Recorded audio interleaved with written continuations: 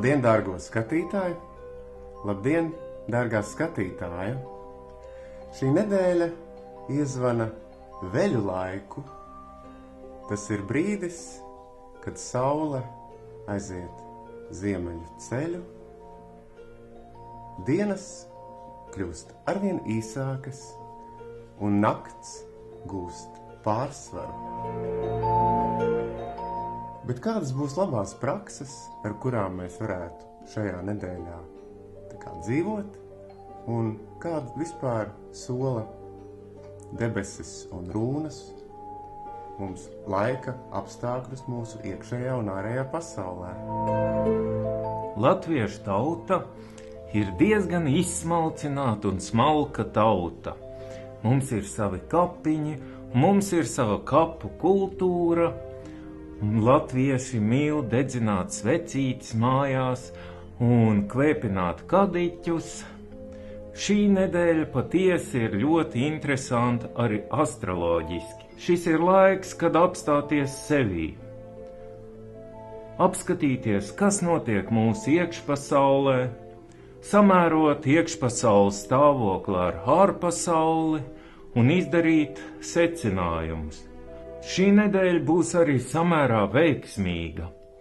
Debesīs mīlestības un vērtību dieviete Venēra veido ļoti interesantu un labvēlīgu savienojumu ar amoriņu Kupidonu. Parasti šī ir kaislīga enerģija. Šo enerģiju var izmantot arī projektiem, radošiem pasākumiem un veiksmei. Šī nedēļa ir vērtību nedēļa. Ir iespējams pārvērtēt to, kas ar mums tagad notiek.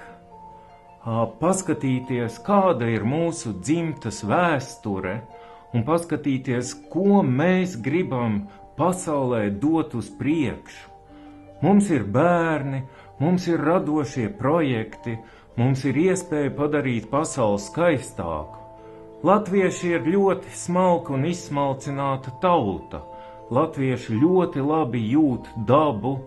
Latvija ir viena no skaistākajām zemēm pasaulē, un šī nedēļa ir par skaistumu, šī nedēļa ir par harmoniju. Vēl joprojām saulīte atrodas svaros, un tas liek mums visiem domāt harmonijas kategorijās. Un ja nu skatītāji iznāk tā, ka ātrajā ritmā, jo es dzirdēju, ka ritms varētu arī pātrināties, tas, ko pasaule mums uzspiež, tu pēkšņi pazaudē šo savu harmonijas un skaistumu izjūtu. Tādu laikam ir jādara tas, ko Andi tu teici, ir jāapstājās un jāsajūt sevi. Un iespējams, ka tas ir tieši tas brīdis, kad tu ir jāatgriežās savās dvēseles mājās. Un ko tas nozīmē? Tas nozīmē to, ka es daru to, kas man visvairāk patīk, un iespējams pat noliek pārējo intereses malā, jo gan jau viņi tiks paši galā. Vismaz uz to brīdi, kamēr es atjaunoju savus resursus, kamēr tu atjauno savus resursus, un tad varēs nākt ārā pasaulē jau uzlādējušies ar radošām idejām, ar vēlmes skaistiem piedzīvojumiem, jo naktis taču paliek garākas. Naktis paliek garāks. Iespējams, kaut kur sākās jau apkurss sezona, iespējams, ka apkurss sezona vēl nesākās. Ko tad mēs daram tādā brīdī, kad mājās ir augsti? Ja jums ir kamīns, to varat iekurināt. Ja jums nav kamīna, mums ir svecītes. Mums ir skaista mūzika, mēs varam meditēt. Un šī nedēļa ir arī zināmā mērā ļoti meditatīva nedēļa, un meditācija nozīmē to, ka es ieskatos savā iekšpasaulē. Un ko Didzis saka par rūnām šonedēļ? Arī rūnas saka, ka vajadzēs pievērsties savam iekšējam ritmam. Apstākļi, kaut kāds notikumu ritms vai rudens vēji mēģinās jūs ieraut jums svešā ritmā. Tādā, kur zūd kontrole, kur jūs kaut ko izdarat un pats īsti nepamanat izdarīto. Tas nav labi. Šajā nedēļā vajadzētu uzvesties kā skrējējam, kurš skrien garo distanci. Viņš skrien tā, lai neaizelstos, tā, lai redzētu apkārtni, lai kontrolētu savu ķermeni un situāciju apkārt. Tieši tā.